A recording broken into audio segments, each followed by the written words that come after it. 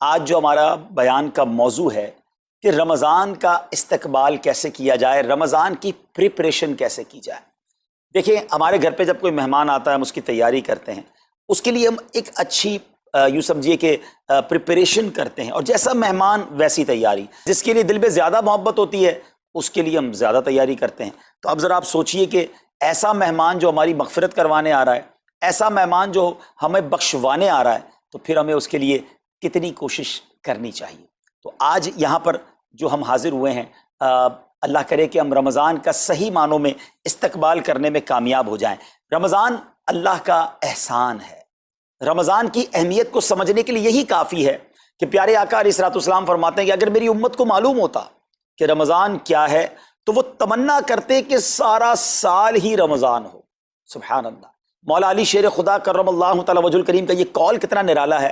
آپ فرماتے ہیں اگر اللہ تبارک و تعالیٰ کو اس امت کو عذاب دینا ہوتا تو اس امت کو رمضان اور سورہ اخلاص عطا نہ فرماتا۔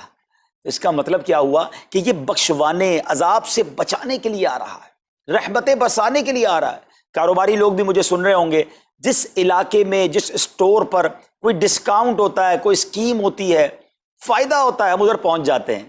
رمضان ایک ایسی اسکیم ہے، رمضان ایک ایسا بینیفٹ دیتا ہے کہ احادیث میں یہ مضمون ہے کہ فرض کا ثواب 70 گنا کر دیا جاتا ہے، نفل کا ثواب فرض کے برابر کر دیا جاتا ہے، شیطان کو بند کر دیا جاتا ہے، جہنم کو تالے لگا دی جاتے ہیں، جنت کے در کھول دیے جاتے ہیں۔ روزہ دار کے منہ سے جو اسمیل آتی ہے، جو بو آتی ہے، بعض اوقات ہم کہتے ہیں یار پیسٹ نہیں کر سکے پورا دن، منہ سے اسمیل آ رہی ہے۔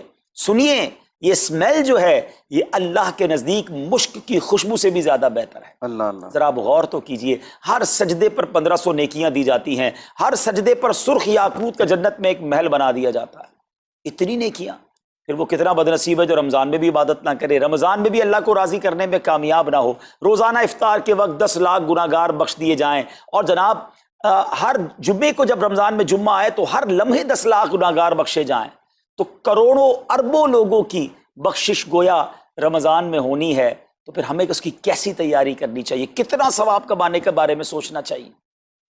لیکن یہاں ایک اور بڑی امپورٹنٹ بات ہے، ایک تو رمضان میں نیکیاں کرنی ہے، دوسرا بڑا کام یہ کرنا ہے کہ ہمیں رمضان میں گناہوں سے بچنا ہے، کیونکہ عادتیں تو ساتھ ہی لگی ہوئی ہیں نا۔ شیطان بند ہے لیکن ہماری اپنی عادتیں، جس کی روز حرام دیکھنے کی عادت ہے، حرام سننے کی عادت ہے، حرام بولنے کی عادت ہے، ایسا تو نہیں ہوگا نا چاند آتے ہی سارے سوئچ آف ہو جائیں گے، وہ عادتیں ساتھ ہی چل رہی ہوتی ہیں۔ غور کیجئے کہ رمضان میں جو گناہ کرتا ہے نا، اس کا عذاب بھی بڑھ جاتا ہے، اس کی پنشمنٹ بھی بڑھ جاتی ہے۔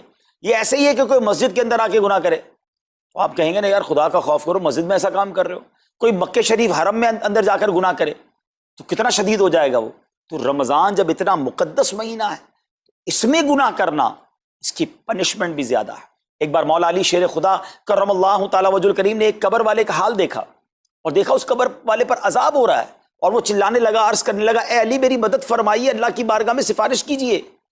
مولا علی شیر خدا نے ہاتھ اٹھائے کہ اے مولا اسے بخش دے۔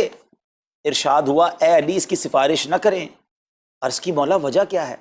ارشاد فرمائے رمضان کے روزے تو رکھتا تھا مگر رات گناہوں سے باز نہیں آتا تھا۔ روزے رکھ کر گناہ کرنے والے کو اتنا عذاب، تو جو روزے ہی نہ رکھے، ایسے بھی لوگ ہیں جو رمضان میں روزے نہیں رکھتے۔ پلیز اس کو ایزی نہ لیں۔ ہمیں نہیں معلوم، پتہ نہیں اگلا رمضان پھر نصیب ہوگا کہ نہیں۔ پچھلے رمضان میں کتنے لوگ تھے جو ہمارے ساتھ تھے، اس رمضان میں نہیں ہے۔ اور اللہ پہلے تو ہم یہ دعا کرتے ہیں اللہ ہمیں یہ رمضان بھی عطا کر دے۔ زندگی کا کیا بھروسہ، دنیا کی جو کیفیت ہے آپ کے سامنے ہے، کبھی بھی جا سکتے ہیں۔ تو پھر اس رمضان کو تو سمجھ لیں بس ایک موقع بنا دیں، لائف چینجنگ ایکسپیرینس بنا دیں کہ بس اس میں عبادت کرنی ہے، اس میں خوب سجدے کرنے ہیں، اس میں روزے رکھنے ہیں، اس میں تراویح پڑھنی ہے، اس میں گناہ نہیں کرنے ہیں۔ اور آئیے میں آپ کو بتاتا ہوں کہ نبی پاک صلی اللہ تعالی علیہ وسلم رمضان کیسے گزارتے تھے۔ ایک مسلمان کے لیے اس سے بہترین رول ماڈل کیا ہوگا کہ رمضان میرے آقا کیسے گزارتے۔ تو مختلف احادیث کا جو سمری ہے وہ یہ ہے کہ نبی پاک علیہ السلام عبادت میں کمر بستہ ہو جاتے، بستر پر کم تشریف لاتے۔ بی بی عائشہ فرماتی ہیں کہ نبی پاک کے چہرے کا رنگ بدل جاتا تھا، متغیر ہو جاتا۔ کیوں؟ کہ نبی پاک پر خوف خدا طاری ہوتا، آپ گر گڑاتے، آپ رات بھر التجائیں کرتے۔ میرے آقا رو رو کر دعاؤں میں رمضان گزارے، چہرے کا رنگ بدل جائے۔ اور یہاں کچھ لوگ تو وہ ہیں کہ جن کا وزن ہی بڑھ جاتا ہے رمضان میں، اتنا کھانا کھانا ہے، سحری میں زیادہ کھانا ہے کہ سارا دن بھوکا رہنا ہے، افطار میں اس لیے زیادہ کھانا ہے کہ پورا دن بھوکا رہے تھے، پھر رات کو 2-3 بار مزید کھانا ہے کیونکہ کل روزہ رکھنا ہے۔ تو رمضان فوڈ فیسٹیول نہیں ہے، رمضان عبادت کے لیے آیا ہے۔ لوگ تیاری کر رہے ہوں گے ابھی بھی رمضان کی، وہ کیا کر رہے ہوں گے کہ افطار میں کیا پکانا ہے، سحری میں کیا پکانا ہے، کون سا آئٹم شارٹ ہے۔ نہیں میرے بیچ اسلامی بات، یہ جو بھوک کا احساس ہے نا روزے میں، اس کی حکمت علماء نے بیان کی ہے کہ بھوک غربت کا احساس دلاتی ہے، فقیری کا احساس دلاتی ہے، بندے کا غرور تکبر بیٹھ جاتا ہے، کتنے نقاہت میں آ جاتے ہیں ہم، ہمت ہی نہیں ہوتی کوئی کام کرنے کی۔ تو یہ احساس دلاتی ہے کہ تیری اوقات کیا ہے، غریب کیسے زندگی گزارتا ہے، فقیر کیسے زندگی گزارتا ہے۔ لیکن کچھ لوگ وہ ہیں جن کو بھوک ہی نہیں لگتی کیونکہ وہ اتنا کھا لیتے ہیں یا پھر سوتے ہی رہتے ہیں۔ روزے کی حکمت یہ نہیں ہے، نبی پاک آنسو بہاتے تھے، آقا کا چہرے کا رنگ بدل جاتا، اور پھر بتایا کہ رمضان میں جب جبریل امین نبی پاک علیہ الصلوۃ والسلام کے پاس آتے تو آقا علیہ الصلوۃ والسلام ان کے ساتھ قرآن پاک کا دور فرماتے۔ اور پھر ایک اور نبی پاک کا خوبصورت انداز کہ پیارے آقا ویسے تو سب سے بڑھ کر سخی ہیں، مگر جب رمضان آتا تو نبی پاک کا دریائے سخاوت ایسے بہتا تھا جیسے تیز آندھی، بلکہ اس سے بھی زیادہ۔ اللہ اللہ، یہ 3-4 چیزیں آپ نے اور میں نے پکڑ لینی ہیں۔ آقا علیہ الصلوۃ والسلام کے پیچھے پیچھے جانا نا جنت میں، ہم نے بھی یہ کام کرنا ہے۔ یہ راتیں مانگنے کی راتیں ہیں، التجا کرنے کی راتیں، سجدے کرنے کی راتیں ہیں، ہمیں تہجد بھی پڑھنی ہے، ہمیں انشاءاللہ نوافل بھی پڑھنے ہیں، اور کم از کم قرآن ایک بار تو پورا انڈرسٹینڈ تو کریں نا۔ تلاوت، ترجمہ، تفسیر کب کریں گے؟ بڑی بڑی ڈگریاں ہیں، بڑے بڑے پاسپورٹ اور جناب بہت سارا سرمایہ ہے، مگر ایک بار بھی قرآن پورا ترجمے اور تفسیر سے نہیں پڑھا ہوگا۔ بہت سارے لوگ ایسے ہیں، ذرا سوچئے نا۔ اچھا یہ مہینہ نزول قرآن کا مہینہ ہے، رمضان اور قرآن کو جو خاص نسبت حاصل ہے نا، تو اس مہینے میں قرآن کو پکڑ لیں۔ آئے ہائے، اللہ کرے رمضان قرآن کے ساتھ گزرے، ہماری صبح قرآن کے ساتھ ہو، ہماری شام قرآن کے ساتھ ہو، ہم قرآن سمجھنے والے بن جائیں۔ اچھا میں ایک اور بات بتاؤں آپ کو، مہینہ کتنا پیارا ہے۔ صرف اس مہینے میں قرآن نازل نہیں ہوا، باقی بھی جو 3 آسمانی کتابیں ہیں نا، زبور، انجیل، توریت، یہ بھی رمضان میں ہی نازل ہوئی ہیں۔ اللہ کریم نے ان تمام مبارک کتابوں کو نازل کرنے کے لیے رمضان کا مہینہ منتخب فرمایا۔ اتنا مبارک مہینہ ہے تو ہمیں خوب اس میں تلاوت قرآن کرنی۔ اور اب دعوت اسلامی نے کتنا آسان کر دیا، تفسیر قرآن عطا فرما دی صراط الجنان آسان اردو میں، اور پھر جناب اس کو اپلیکیشن پر بھی دے دیا، اس کے PDF بھی جاری کر دیے، ڈاؤن لوڈ کر لیں موبائل میں۔ اب تو آڈیو تفسیر قرآن بھی آپ کو دے دی۔ اگر پھر بھی سنیں نہ، پڑھیں نہ، قرآن سے دور رہیں تو یہ ٹھیک نہیں ہے۔ پلیز اس رمضان کو قرآن کے ساتھ گزاریے۔ اور پھر جو نبی پاک کا یہ جو سخاوت والا انداز ہے نا، صدقہ و خیرات کرنا، ہر سائل کو عطا فرماتے، تو یہ بھی ہمارا ایٹیٹیوڈ ہونا چاہیے کہ خوب دل کھول کر خرچ کریں۔ سب سے پہلے اپنی پوری زکوٰۃ ادا کریں۔ یہ اتنی بڑی اب بدقسمتی ہوتی جا رہی ہے، ایسا فیل ہوتا ہے دنیا بھر کے تاجران اور لوگوں سے جب ہم ملتے ہیں کہ جس طرح رمضان کے علاوہ بہت تھوڑی تعداد میں مسلمان نماز پڑھتے ہیں نا 5 ٹائم، ایسا لگتا ہے اب زکوٰۃ بھی بہت کم لوگ ہی دیتے ہیں، پوری زکوٰۃ نہیں دیتے، اندازے سے نکال دی، کیلکولیشن کرتے نہیں ہیں۔ اور یہ بھی فیلنگز آتی ہیں کہ زکوٰۃ جتنی بڑھتی جاتی ہے نا، ہزاروں میں جس کی زکوٰۃ ہے وہ دے دیتا ہے، لاکھوں والا بھی شاید دے دیتا ہے، لیکن جب زکوٰۃ ہی کروڑوں میں پہنچ جاتی ہے نا، تو پھر یہ دل پر بھار پڑنا لگ جاتا ہے، ڈیفیکلٹ لگنا شروع ہو جاتی ہے۔ بندہ یہ کیوں نہیں سوچتا کہ اگر اللہ پاک نے مجھ پر لاکھوں میں زکوٰۃ ہے تو اللہ نے کروڑوں دیے تو لاکھوں میں زکوٰۃ ہے نا، اگر کروڑوں میں زکوٰۃ ہے تو اربوں ہیں تو کروڑوں میں زکوٰۃ ہے نا۔ زکوٰۃ کتنی ہے؟ ضروریات زندگی کی تمام چیزوں سے فارغ ہونے کے بعد جو مال تجارت، سونا چاندی، کیش یا پرائز بانڈ، یہ جو اس کی تفصیلات ہیں، اس پر 2.5% ہے۔ میں ایک اور لاجک سے آپ کو بات سمجھاؤں، اگر اس لاجک سے سمجھیں تو زکوٰۃ تو 1-1.5% بنتی ہے۔ وہ کیسے؟ ہم سب کے گھر نکل گئے، اس پہ زکوٰۃ نہیں ہے، ہماری گاڑیاں نکل گئیں، اس پہ زکوٰۃ نہیں ہے، جن کی فیکٹریاں ہیں وہ فیکٹریاں بھی مائنس کر دی گئیں، جن کی دکانیں ہیں وہ دکانیں بھی مائنس ہو گئیں۔ اچھا جناب اس کے علاوہ اگر کرائے پہ کچھ پراپرٹی دی ہوئی ہے اس پر زکوٰۃ نہیں ہے۔ اگر ان سب پر زکوٰۃ ہوتی، یعنی جو کچھ میرے پاس ہے ان سب پر ہوتی تو کتنی زیادہ ہو جاتی، اور اتنی ساری چیزیں نکل گئیں تو پھر تو اگر ٹوٹل پد لگائیں تو 1-1.5% ہی بنتا ہے۔ تو اب جب سب کچھ نکالنے کے بعد تھوڑے سے مال پر 2.5% ہے اور بھی سال میں ایک بار ہے، تو اس کو بھاری نہ سمجھیں، یہ بربادی ہے جو زکوٰۃ نہیں دیتے۔ یاد رکھیے گا حدیث پاک کا مضمون ہے کہ یہ مال کا میل ہے، جس مال سے مل جائے اس مال کو بھی برباد کر دیتا ہے۔ بربادیاں آتی ہیں، بے سکونیاں آتی ہیں، بیماریاں آتی ہیں، اور آگے جو دے دیتا ہے سبحان اللہ، اس کے بارے میں حدیث پاک میں آتا ہے کہ اپنی زکوٰۃ دے کر اپنے مالوں کو مضبوط قلعوں میں قید کر لو، اپنے مال کو سیکیور کریں۔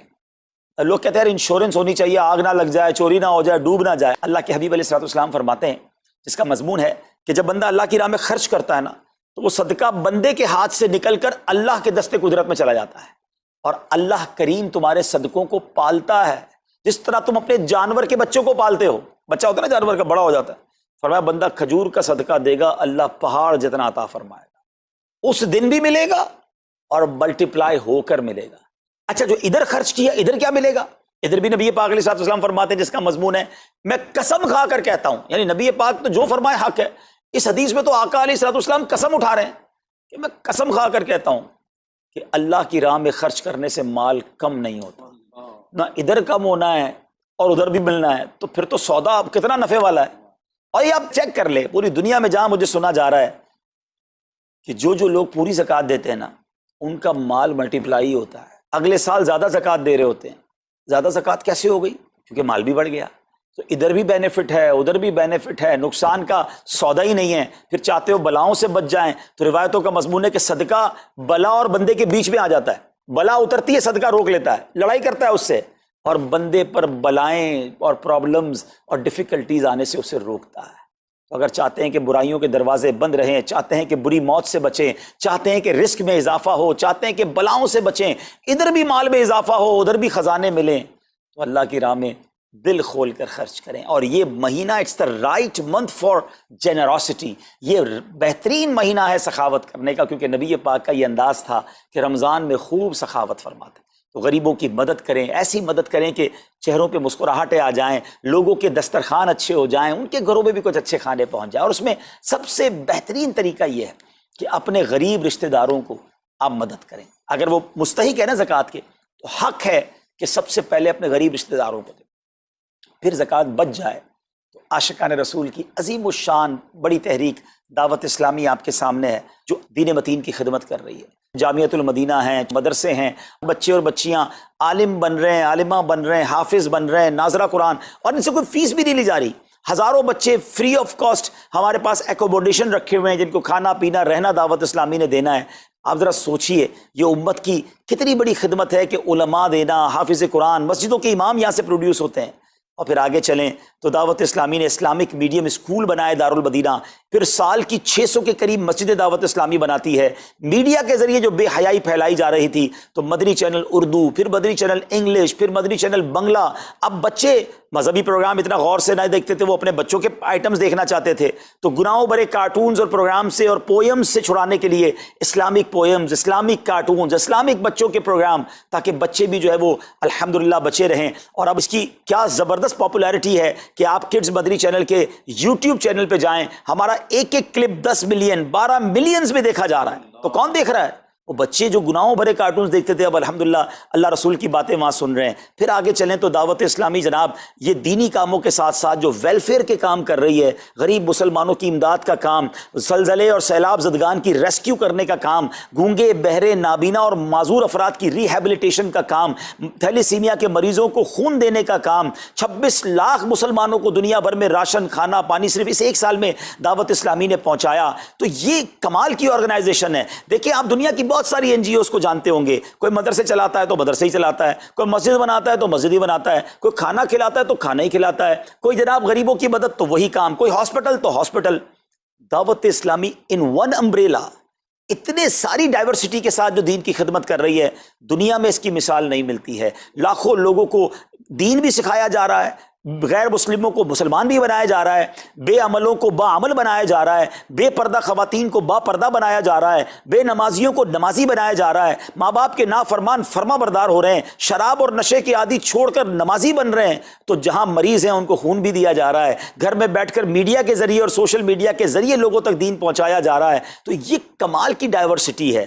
تو میں تو سچ بتاؤں، یہ جملہ کہا کرتا ہوں کہ میرے اور آپ کے پیسوں کا نصیب ہے کہ وہ دعوت اسلامی میں لگ جائے۔ تو یہ آپ آگے بڑھیے اور دین کے اس کام میں مزید حصہ ملائیے۔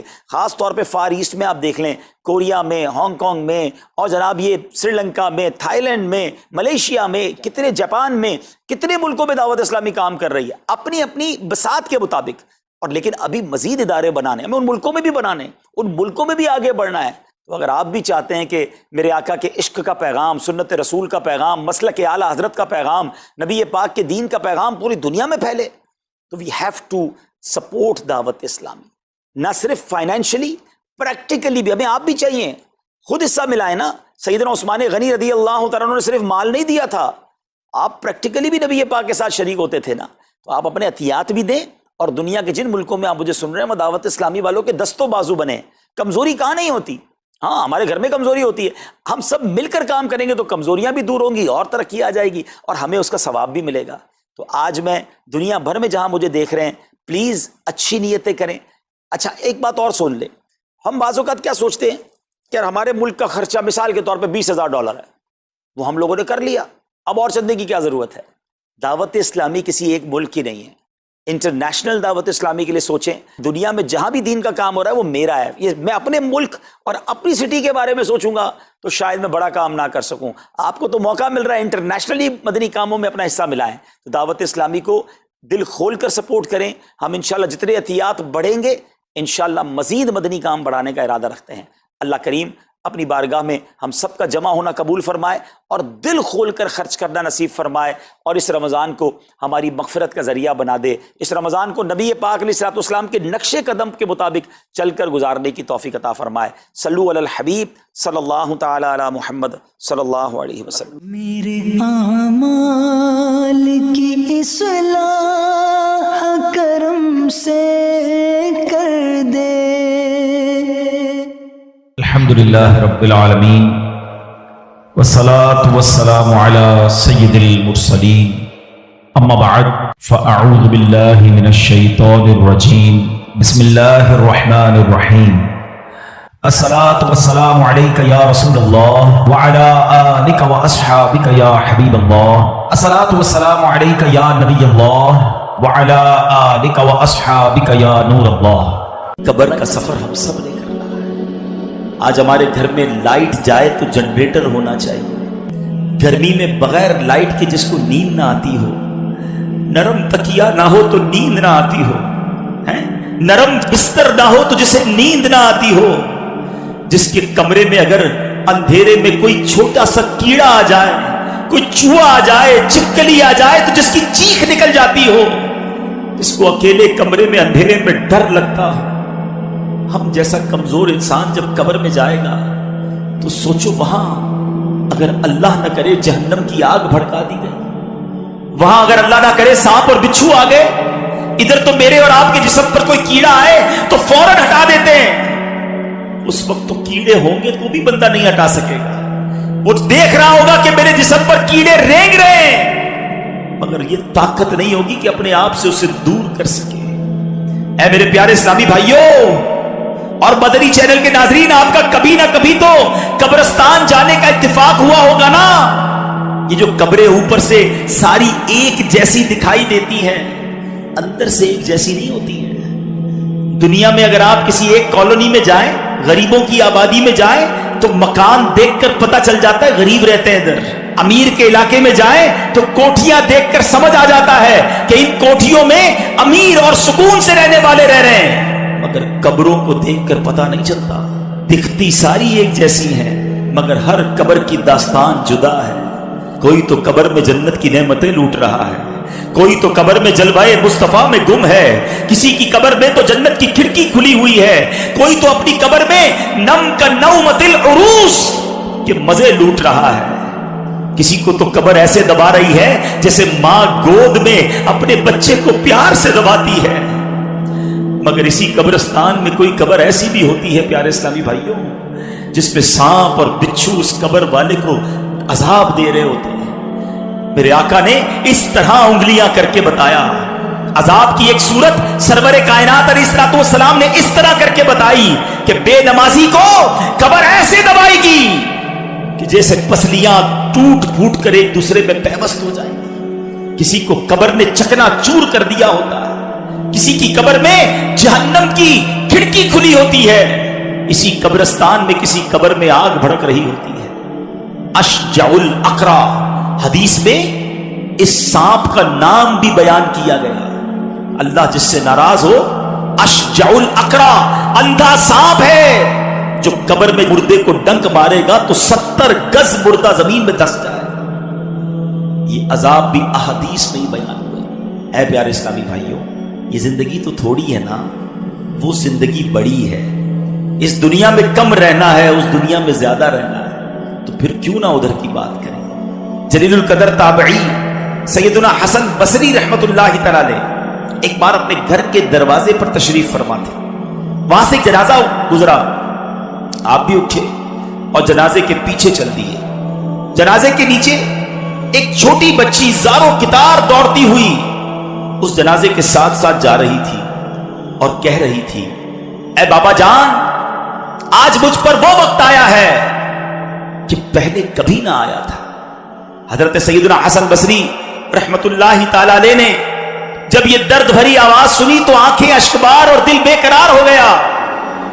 دستے شفقت اس یتیم بچی کے سر پر پھیرتے ہوئے آپ نے فرمایا، بیٹی تم پر نہیں، تمہارے مرحوم بابا جان پر وہ وقت آیا ہے جو آج سے پہلے ان پر کبھی نہ آیا تھا.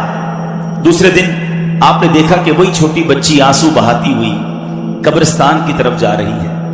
باپ سے بڑی محبت تھی، اس سے رہا نہیں جا رہا تھا، وہ قبرستان جا رہی ہے.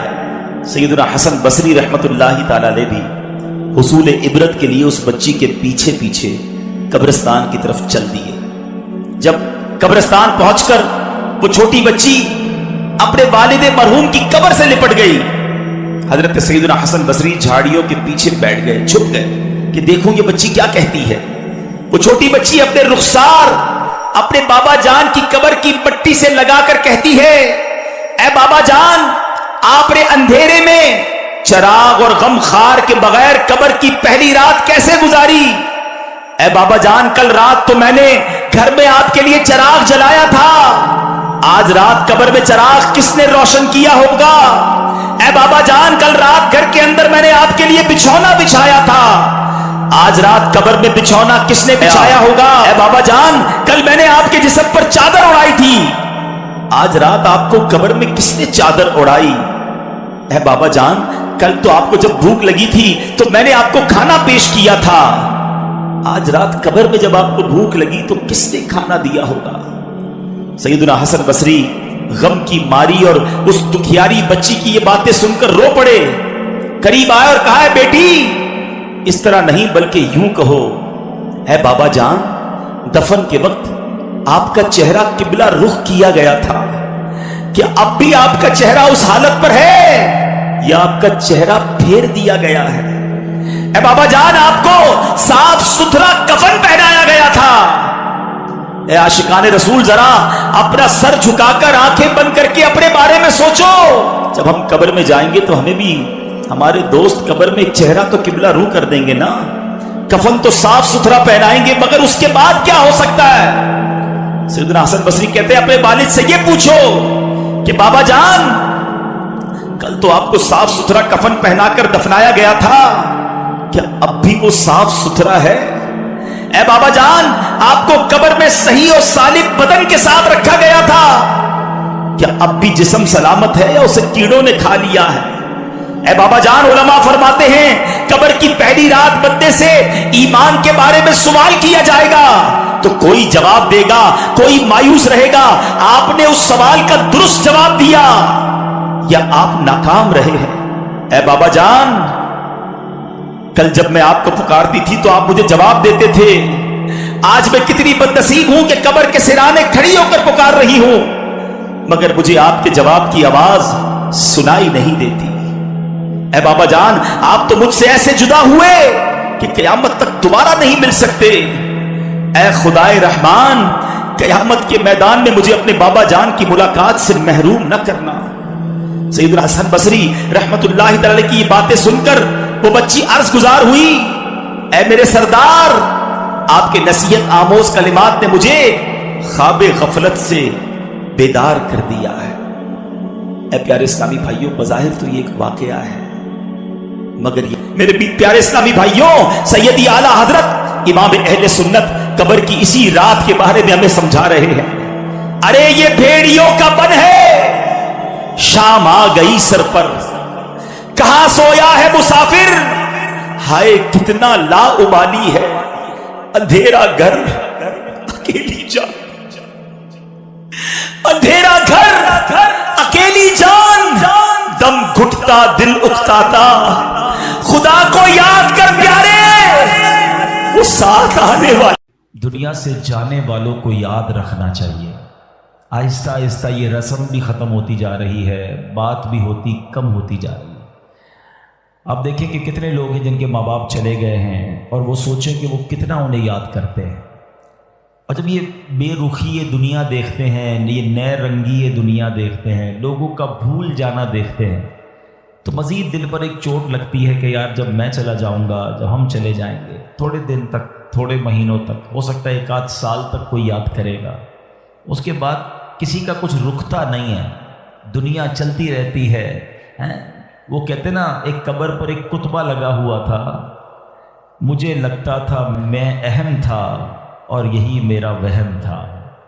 ہمیں لگتا ہے میں بہت اہم آدمی ہوں، میرے جانے سے بڑا فرق پڑ جائے گا، میں نہیں ہوں گا تو بہت لوگوں کو امپیکٹ کریٹ ہوگا، یہ بھول ہے ہماری۔ دنیا پہلے سے چل رہی ہے اور اب بھی چلتی رہے گی، اب تو اور بے رخی ہو گئی ہے۔